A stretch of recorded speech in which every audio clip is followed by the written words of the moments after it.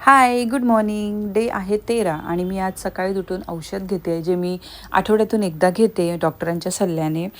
आणि नंतर मी निघाले मार्केटला जायला. वेगळ्या कामासाठी गेले होते, पण म्हटलं मच्छी मार्केट पण चालू आहे का बघूया. मग एका फेरीमध्ये 2 कामं होऊन जातील. बघते तर काय सकाळी 8:30-9लाच ओपन आणि ही भन्नाट गर्दी, बापरे बाप.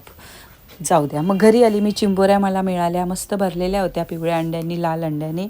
मी घरी येऊन त्या पटकन साफ केल्या. भरलेल्या बनवायच्या होत्या मला, कारण भरलेल्या पिठाच्या गौरवला त्या भरपूर आवडतात. आणि आज आहे ना, मला लवकरात लवकर जेवण बनवायचं होतं, कारण मला आज बेबी शॉवर होता माझ्या फ्रेंडचा.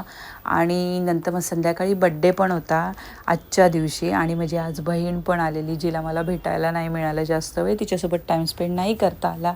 लग्नानंतर ती पहिल्यांदा आली होती. सो एनिवे, त्यानंतर मी पटकन खेकडे बनवले आणि त्यानंतर रेडी झाले बेबी शॉवरला जाण्यासाठी. बेबी शॉवरचा टाईम होता 12चा, पण मला 1 हा वाजलाच. आणि माझी फ्रेंड आली होती, बेस्ट फ्रेंड, जी अलिबागहून आली होती. आमच्या दोघींचा तो फ्रेंड आहे. तिचा मुलगा पण आला होता छोटा. आम्ही दोघं पोचलो हॉलवर आणि मस्त तिथे सेलिब्रेशन चालू होतं. दोघांना पण कॉंग्रॅच्युलेट केलं आणि नंतर जेवण केलं. जेवण पण फार छान होतं. आणि संध्याकाळी येऊन माझ्या बहिणीला थोडा वेळ मी आग्रह केला की ये घरी थोडा वेळ 2 मिनटासाठी मला भेट. मग ती माझ्या क्यूटच्या अगस्त्याला घेऊन आली होती. मस्त छान भेट केली, थोडंसं खेळले. आणि नंतर माझ्या संध्याकाळी बेस्ट फ्रेंडचा हा मुलगा होता, जो मस्त साष्टांग नमस्कार करून निघाला होता. सो त्याला मी बसमध्ये बाय बाय टाटा करून आले. आणि त्यानंतर संध्याकाळी बड्डेची तयारी. नंतर बड्डेसाठी आम्ही तिघं पण रेडी झालो छान आणि पोचलो बड्डे सेलिब्रेशनमध्ये. मस्त छानपैकी आरती वगैरे केली. मायरा एकदम शांत होती, कारण भरपूर लोकं आली होती.